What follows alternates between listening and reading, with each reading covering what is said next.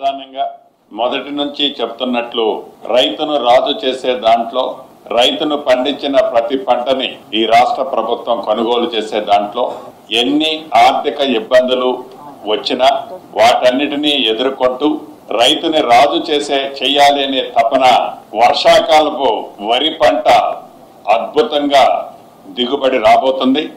ఈ వర్షాకాలం ఏదైతే వరి రైతన్నలు పండించారో కేంద్ర ప్రభుత్వం సహకరించినా సహకరించకపోయినా ప్రతి గింజని ఇచ్చిన మాట ప్రకారం రైట్ టైంలో ఎక్కడా రైతన్నలకి ఇబ్బంది కలగకుండా ఉండే విధంగా తగు సూచనలు సలహాలు ఈ రోజు కేబినెట్ లో అధికారులకు ఇవ్వటం జరిగింది.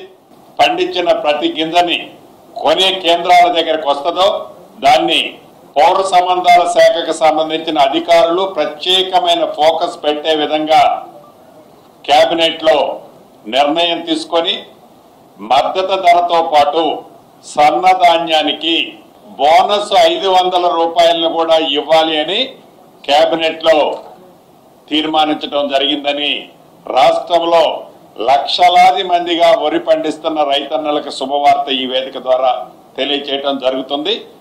అదే రకంగా ఈ లోకల్ బాడీ ఎలక్షన్స్ సంబంధించిన దాంట్లో ఏవైతే గత ప్రభుత్వంలో ఇద్దరు పిల్లల నిబంధన ఉండేది, ఈ నిబంధనని ఎత్తేయాలని రాష్ట్ర ప్రభుత్వం ఈరోజు కేబినెట్ నిర్ణయం తీసుకోవడం జరిగింది.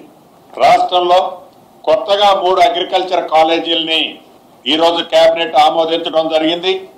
అందుట్లో 1 హుజూర్ నగర్, 2 కొడంగల్, 3వది నిజామాబాద్ లో అగ్రికల్చర్ కాలేజీలను కూడా ఈనాటి కేబినెట్ లో ఆమోదించడం జరిగింది. ఏదైతే నల్సర్ విశ్వవిద్యాలయం లా విశ్వవిద్యాలయం ఏదైతే ఇక్కడ మన దగ్గర ఉందో అక్కడ ఒక 7 ఎకరాల స్థలాన్ని గతంలో ఇచ్చిన దానికి అదనంగా ఒక 7 ఎకరాల స్థలాన్ని కూడా ఈ రోజు ఈ కేబినెట్ లో వారికి ఆ యూనివర్సిటీకి ఇవ్వడానికి అంగీకరించడం జరిగింది. దీనితో పాటుగా గతంలో స్థానికులకు 25% సీట్లు ఇచ్చే కార్యక్రమం దాంట్లో ఒప్పందం ఉంది. ఆ 25% ఇప్పుడు కేబినెట్ లో 50% పెంచాలని కూడా కేబినెట్ తీర్మానించడం జరిగింది. హైదరాబాద్ మెట్రో రైలుకు సంబంధించిన అంశం చాలా సుదీర్ఘంగా చర్చించాం. 10 విధాలుగా చర్చించిన తర్వాత పార్ట్ ఏ కింద కొంత కన్స్ట్రక్షన్ అయింది.